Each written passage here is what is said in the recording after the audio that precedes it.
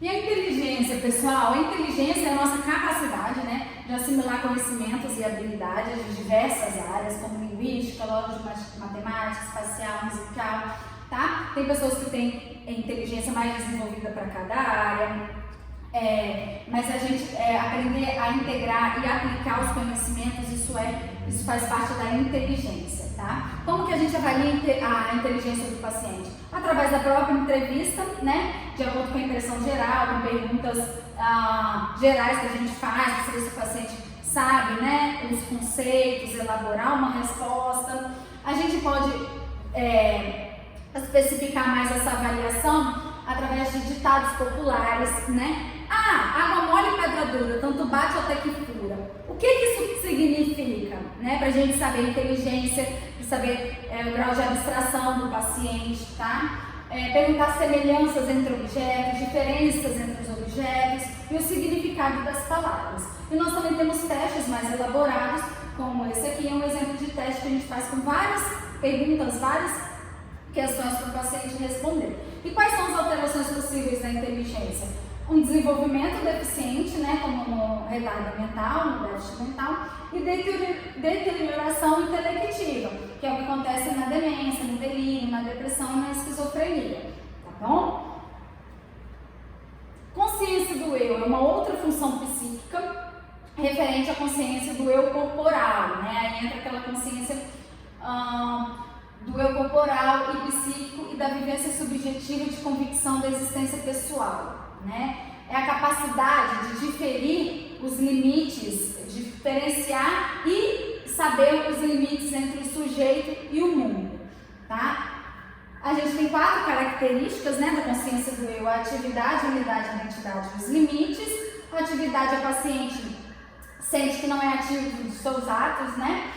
Por exemplo, roubar o meu pensamento, isso é uma alteração da atividade do eu. Unidade do eu, o paciente acredita que ele não é inteiro, que ele é divisível, né? Ao passo que o eu é o único, inteiro e indivisível. Então, se o paciente acha qualquer coisa diferente disso, há uma alteração da unidade do eu. Por exemplo, o meu lado esquerdo está triste, mas o direito está feliz, tá? Identidade, o paciente não se reconhece como si próprio, né? Ele estranha o próprio eu. Isso pode ocorrer na despersonalização ou na personalidade múltipla, que tem um exemplo, né?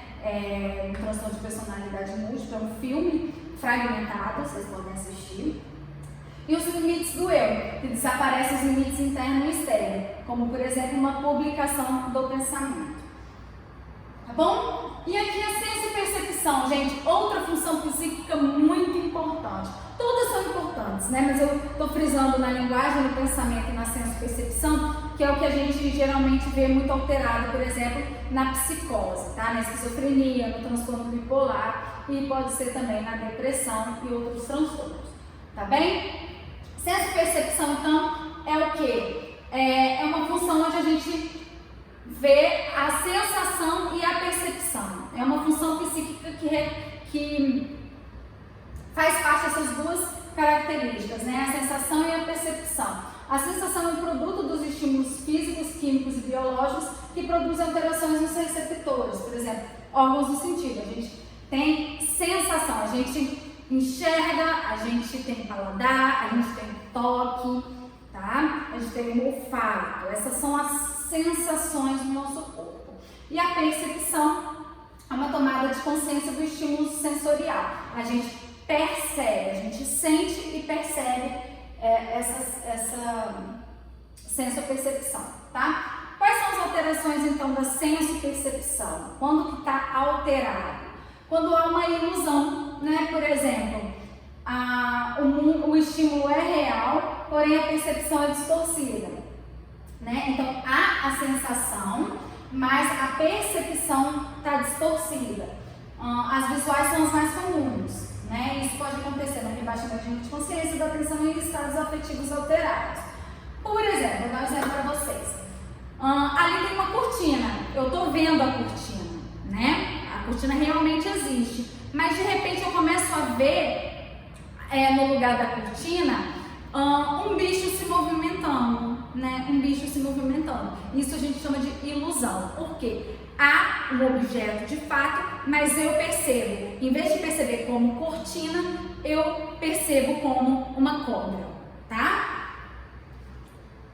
E a gente tem também, além da ilusão, outra disfunção da senso-percepção, né? Outra alteração da nossa senso-percepção, são as alucinações. Vocês já devem ter ouvido falar, né, das alucinações, que são percepções claras e definidas de objeto, sem estímulo sensorial presente e real. Então, a diferença entre as duas é que na ilusão o estímulo é real, há o objeto, mas a minha percepção está errada. Na alucinação, a sensação está alterada e a percepção também, tá? Porque não há estímulo, o objeto não existe, tá? E eu percebo, eu vejo, eu escuto, eu sinto o objeto e percebo aquele objeto, tá? Então, isso que está alterado. Deixa eu ver.